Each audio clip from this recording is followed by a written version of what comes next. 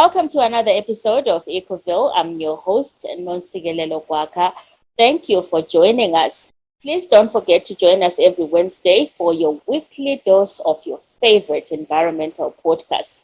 To become a member of our Eco Village, please subscribe to our channel and follow us on our social media pages. Our handle is EcovilleZW. Today on the show, we are joined by Winnie Cheche, who is an environmentalist, a blogger, a climate activist, a volunteer, and a communication lead at Kenya Environmental Action Network.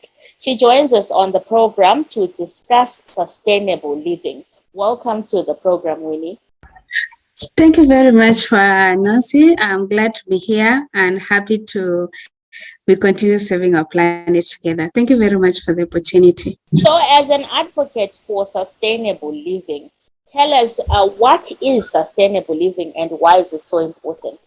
Okay, so sustainable living is a choice to minimize our impact on the environment, and in order to create a healthier, safer, and more sustainable world for ourselves, our children, and future generation, and to improve both for our own world and the life of the others. So the key thing here is to ensure that whatever we're enjoying at the moment, we ensure that our future generation are able to enjoy that. And for that to be possible, sustainable living is all about creating a better future for us all. It's about continuous improvement, doing what you can do to live in harmony with nature, and also promote smart energy use, healthy livings, preserve the natural resources, protect our environment, and enhance our quality of life, as well as encourage citizens to make healthier decisions by thinking green, living healthy, and reducing our impact on the planet. The choice is clear. Our commitment to sustainable living practice help preserve our environment. It increases our quality of life and provides a brighter future for generations to come.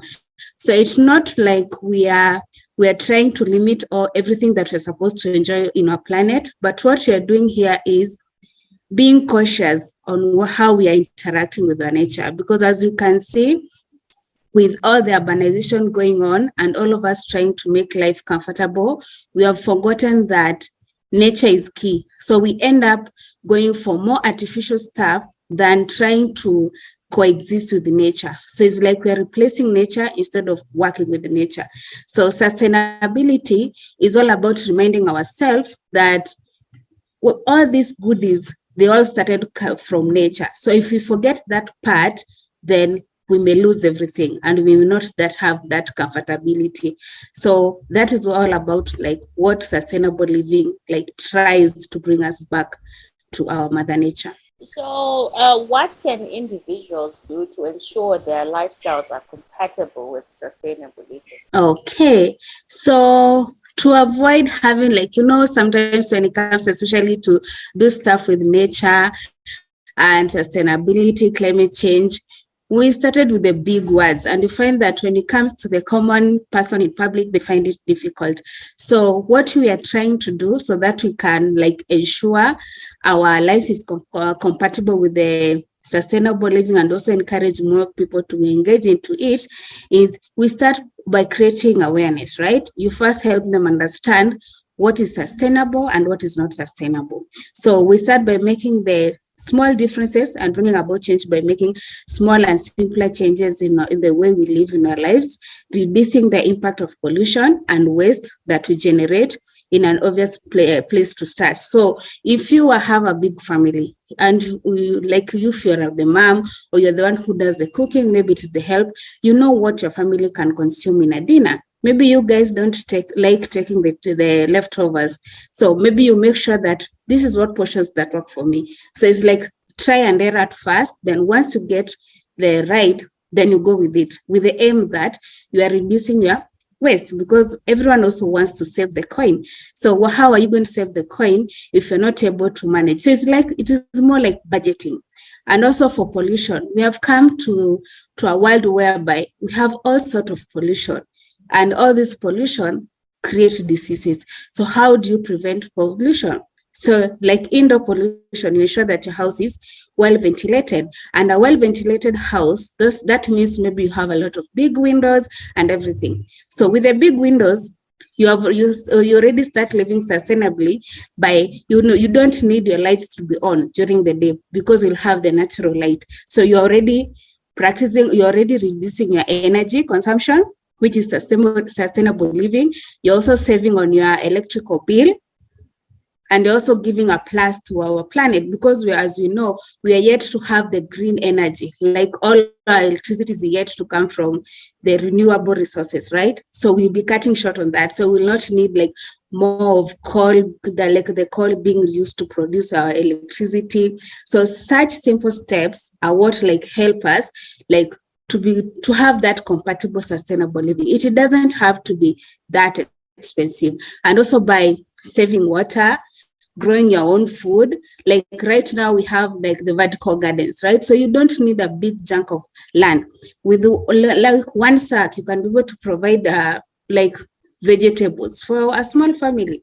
So we have those smart way of doing agriculture, and just the happiness of just eating something that you have produced on your own. So it has less chemicals, it doesn't have the preservatives. So not only is it good for the planet, but it is also good for your health. And then it doesn't mean that you have to really make these big sacrifices. No, you can still live a comfortable life which is compatible with the planet. So you just have to take what is enough and leave the surplus. And also the leftovers are not that bad, as long as you have preserved it well, you can always eat it in the following day. So let's like cut out the culture of serving yourself more that you're not able to clear your plate, or throwing away leftovers just because they're leftovers. No, we can try composting them. Then you can use it in your gardens. So the point here mostly is reduce your pollution and also work on your waste management. So when you do on the two,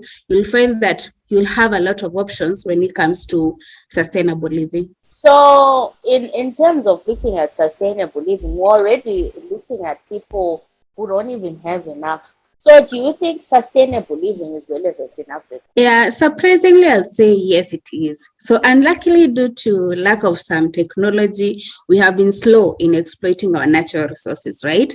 Hence having a chance to salvage some for the future generation. So I would say for now, what Africa is supposed to do, we are supposed to learn from those who have already lost some of their resources due to overexploitation. Because if you can see, most of the other continents, they depend on Africa for their raw materials, right? Then unfortunately, then we have to import the end product. So we should learn from that. We should not do exactly what they did for them to be where they are. So you'll find because of poverty, we don't have, sometimes we don't have the that point of having to deal with the waste. But it is not that you can say it is 0%. In the big cities, we still have a problem when it comes to pollution and waste management. So when it comes to poverty, mostly, even if in the slums, you still find people still losing, still having waste, which sometimes it is really sad, because you find them that you don't have still a lot of food for enough, but we are not able, like I said before, some people are yet to embrace the leftover culture. So you find yes, you are unable to get that food maybe 3 times a day, but whatever you get, they still somehow waste it. We still exposed to pollutions, right? So when it comes to Africa, thinking about sustainable living, for us it is more of, we are not cutting back a lot, but we are learning from the countries that have already suffered, so that we can find our way to sustainably preserve what we already have. If I can deviate a little bit to compare with when it comes to wildlife, Africa is one of the continents that still have a lot of wildlife out in the wild. We don't depend on the zoos or the artificial areas where wildlife are close together, which is already scattered everywhere. But with everything that we are saying, urbanization and everything, our wildlife is losing areas, right? And we are losing some of the species. So we can compare the natural resources to the wildlife and everything else to that point. So if we continue like with the urbanization, exploiting of these resources, they are going to reach a time they will not keep up with the demand. Then when it doesn't keep up with the demand, it will diminish. And once it diminishes, we'll not even have anything to practice the sustainable living with it. So that's why the relevance of sustainable living comes when it comes to African continent. Let us learn from the mistake and save what that has remained for us, because we no longer have that. So like we still know we have that culture whereby like some people don't want the local food. Like you can't go to your local farm just a few meters from your house. You have to go to the supermarket. Why should that be a thing? Yet we grew having like for myself, we had a kitchen garden. So I never knew that one day I was supposed to go and buy skuma wiki or the kales. No, I knew I was supposed to just go behind our kitchen, pluck some, and then we eat. But right now you find that we go to buy such thing in supermarkets.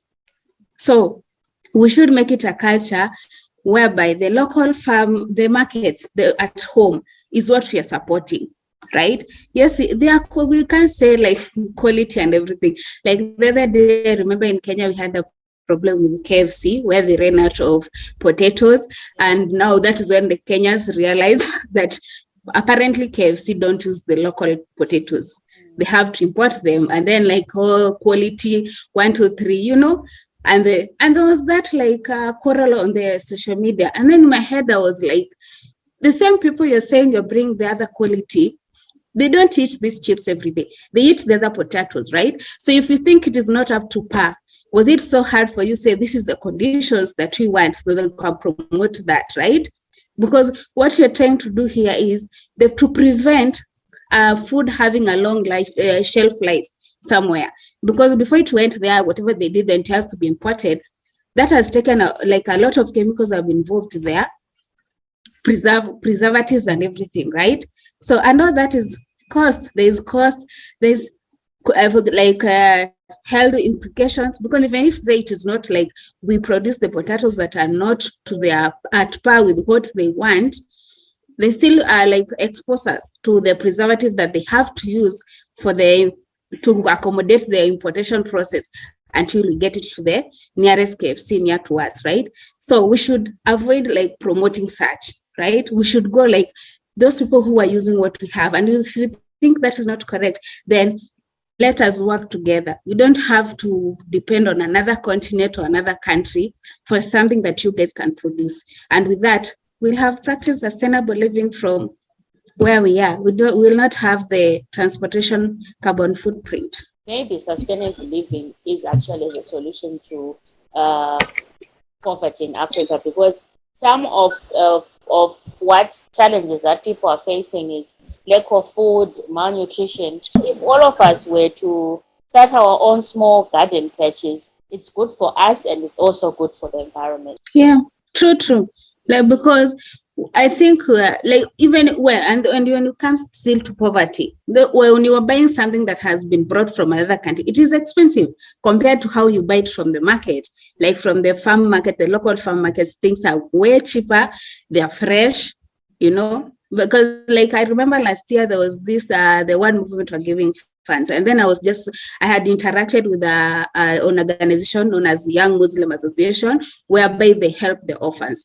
And when you were interacting with them, I came to learn about there's irrigation system known as bucket drip irrigations. So mostly it helps those people in urban areas that are not able to have the continuous water supply. And with the bucket drip irrigation, what we did, we just introduced the vertical gardens, because you see, for the orphans, once the COVID hit, the donations were not there. The well wishers were not that frequent, but the orphans still needed to eat. So what we just planted vegetables, and we provided for them the seedlings and the bucket drip kit. And within 2 months, those kids had a supply. They did not have to worry about vegetables anymore. The vegetables were in their compound. They were able to get that, which didn't need a lot of money, because we knew like the COVID came and everyone was hit financially differently. So despite when you compare what we spent with the seedlings and the bucket drip kits, and now that the supply of vegetable they are currently enjoying, you can't compare the two. Like if you were to buy for them vegetable from that time to till now, comparing to what we used that time, it is way cheap, like almost maybe 10%, and we will forget, you don't have to wait for a well-wisher to bring for you the basic food needs, right? And when you compare the two, you see, still sustainable wins. So what are the advantages of sustainable living on the environment? Because we've talked about how it would benefit the individual. Yeah, because everything stops being sustainable if you over exploit it, right?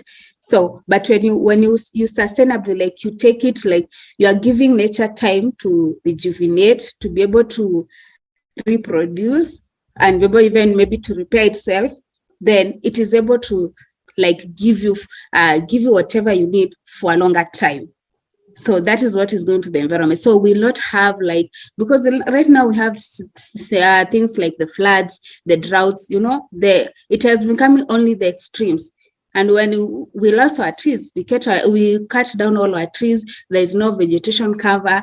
An example of how we have exploited our environment because of the need for if it was timber, if it was other uses that people cut tree for, if it even for development. So if you overdo that, the environment has no option but to give up, because it needs time, just like everyone. Like if you're having someone who is sick, right, and you give them medicine and food, they are going to get better.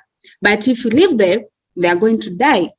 So that is like sustainable living is a medicine to our environment. It is like a medication, like that me moment, a spa moment, like it is soothing to the environment. It allows it a breather, it allows it the right conditions and the right moments. Like we are not pushing too far. We don't have to pump into our farms with a lot of chemicals just to force it to give us this food within this short period of time. No, we are allowing it the natural time that it needs to produce whatever we need and whatever that we're working for. So it's all about giving the environment an opportunity, like the needed opportunity it needs. We're not forcing issues with it.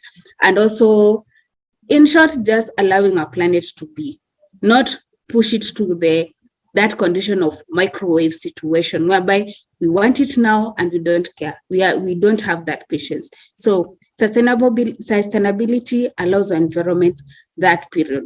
So if a food was meant to cook for 3 hours, we don't force it to 5 minutes. So basically what you're saying is sustainable living is very important in terms of reversing the effects of climate change. Yeah. Okay. So the United Nations Sustainable Development Goal number 11 talks about sustainable cities and communities. Do you think the United Nations has been able to achieve this goal? So we may say, depending on different places, it is yes and also a work in progress. To check for when it comes to like UNEP, like making cities sustainable by they create careers, because the job is to make like everything to be livable, right? To be comfortable, like ensuring you have the basic needs and you are getting what everyone else is supposed to get at the basic level. So I would say it involves involvement in the public transport, creating green public spaces, improving urban planning, management of participatory and inclusive ways. So we say it is still a work in progress. So they're still pushing for it, but it still goes back, it boils down back to who is the local communities, the local governance. So as long as they're working with these people, then it is going to work. And unfortunately, if you check on most African countries or like where we are, you'll find that this stuff work mainly in big cities, like in big cities and big towns. But when it comes to the very remote areas, they tend to be forgotten. So where we have the offices, that is where you're going to see them push. But if you go with what they're doing, with a few examples they're doing, they're really doing a good job. But I would really hope that it should reflect to everyone. Because if you check, you can't push in a big town for them to do all the green, like they have the green areas in the urban center and everything. And then when you go to the remote areas where the trees are being cut down, maybe for charcoal or maybe for timber products, or even maybe for agriculture, no one is there, you know. And that is why it's the big land that needs the big forest and everything. So it has to, for it to be really successful, it has to hit all the areas, not only on concentrated where their offices are, or maybe where they have like these representatives. No, they should ensure like it touches everyone, because in this fight, when coming with, like, we are reclaiming our planet back for it to be healthy again, it is a point of not leaving anyone behind. Like each and every place needs to be touched. It needs to take part so that we see real change. But if we do it on one side, we are past that. We are so destroyed, like we can't work on one side. It has to be done in all parts for it to be successful. Okay. So do you think people in Africa are keen to adopt sustainable living? Okay, I wouldn't say we are not, because most of it depend on the awareness and education. Because if you say how we interact with the sustainability in our end, as we had covered earlier, mostly it comes for a point of not having. So we are not over-exploiting it, because either we don't have those resources, we have no knowledge of how to over-exploit it, or poverty, let's say, yeah, poverty and everything. So maybe if we had all that, we may be on the same at par with whoever right now are doing what we see they are over exploiting this thing. So it is an advantage on us and also a disadvantage, because yes, we don't have that capability. So that's why maybe we are yet to completely destroy what we have. On the other hand, we don't have what needs to take us there to, maybe if we had them and sustainably like be able to do what needs to be done, would have benefited more. So that we don't have, because if you check for agriculture, most of our farmers are still depending on the traditional methods, right? And the traditional methods right now don't work very well with the climate change, because the seasons have changed. Like right now in my country, people are supposed to be preparing for planting, but we're having heavy rains. So meaning the soil is not like, it's supposed like to dry up and everything to change up. That is not possible at the moment. So we are having those shortcomings. So I'd say by fate, it has helped us not to overexploit, but at the same time, it has limited us to get that goal, that the desired place that we're supposed to be, in ensuring that at least we be like those countries that are well known for being sustained, to being practicing sustainable living, and they have greens everywhere. It doesn't matter if it is an urban area, like they've been managed to have these big forest covers. So if we had the same capability with them, maybe we could have done better. So for us, it is a two-way. We wouldn't say really that we are not here because they are because of a mistake. It is maybe because we are not well capacitated to be there. So awareness is key. We really need to continue creating awareness. And also it still goes to while we were addressing the UNEP thing, it has to like concentrate and penetrate everywhere. Because even you can attest, when you got online and when you are meeting with your fellow climate activists and everything, most of these guys were in the big cities and big towns. But the people in remote, they are not there. Even the social media and everything, it is only people in the cities that are involved there, right? Does it mean these people, the other people are not working? You may be surprised. They don't have this information, but whatever they are doing is already working best for the planet. It's just that they don't have access to this platform, so we don't know. So we may rule out and say, they are doing the wrong thing, yet they're the ones who are doing great. And then for us that we are doing a little here and there, even it can't get to what they are doing in the rural areas. Maybe even they are creating stuff from bamboo trees, right? For us now, we are here trying to stay away from plastic. So would you say just staying away from plastic, and whoever is doing from the bamboo, who is doing great? They are doing great, but they don't have that platform. We are not able to see what they're doing. So there's a lot of imbalances here. So we really need to spread awareness. Like if sustainable and climate issues This should be part of education, part of life. Like it should be put everywhere. Everywhere it should be a basic topic and basic unit in anything that we study. Okay. So I want to use your country as an example. Yeah. What policies do you think can be implemented maybe by your government to encourage sustainable living among its citizens? So I think for one, it will be like you see the way we are like in my countries I've said we are good in like for us we usually complain because I remember there was a time we were having like food produce from our neighboring countries and people went to the road like they refused. So I think that culture is good whereby we are keen. If you check for Kenyans, they are keen in who supports the local farmer especially. So we should like I think we should have like that permanently. As much as we want, we should not allow like if their business comes to a threat of our local farmer, making the local person go to the imports because it is okay, maybe to them they see it as much cheaper than anything.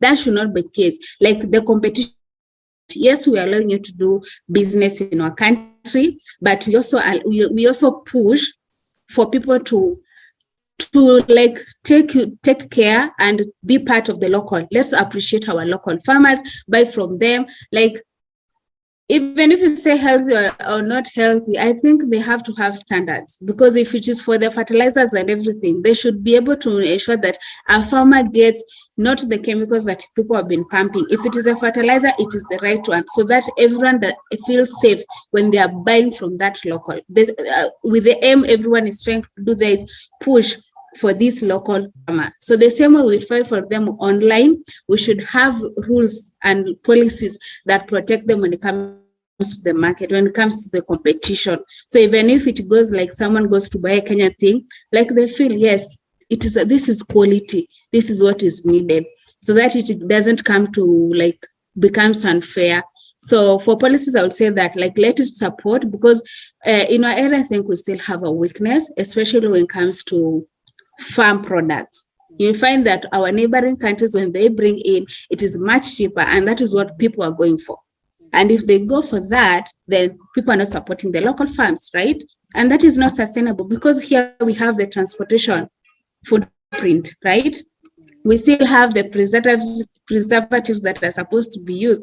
And now we increase poverty among our people, and they are the ones who we are supposed to push so that we head forward together. So that is one thing I'll say I would really hope to see in our country, that they really support that common farmer, the local farmer, so that they can protect them from any exploitation or any bad products out there or bad deals, so that the common mwananchi can be able to appreciate and promote their own. So in 10 years' time, do you think Africans would have adopted sustainable living? I'm very positive about that, because I think if I can use the COPs example and how the COP26 finally hit the nail, I think Africa has finally learned that no one is coming to save us.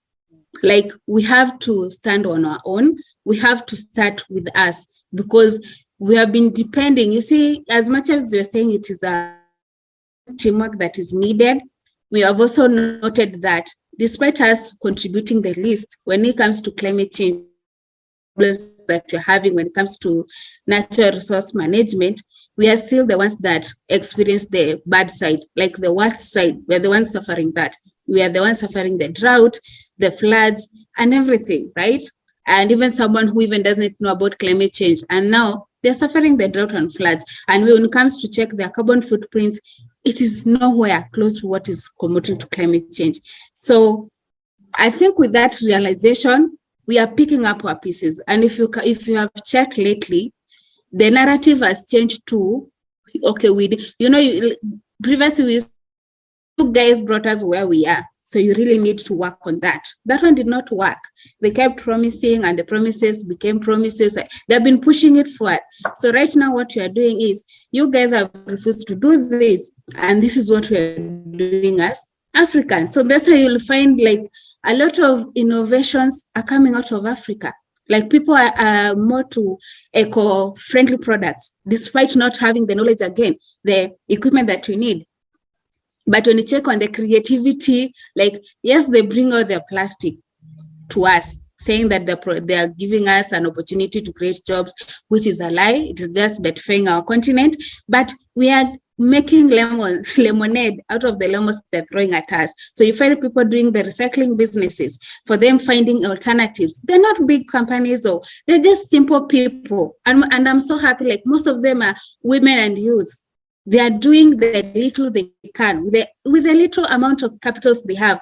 They are doing their best to give solution to the current big problems. So that is what I like about Africa, the realization, and I hope like it goes like that momentum get bigger and get a bigger impact, so that we show that the whole we be an example to the whole world that it doesn't matter what you have. Like we don't have like a small God that we have to depend to make things right, and we are not people who play dirty.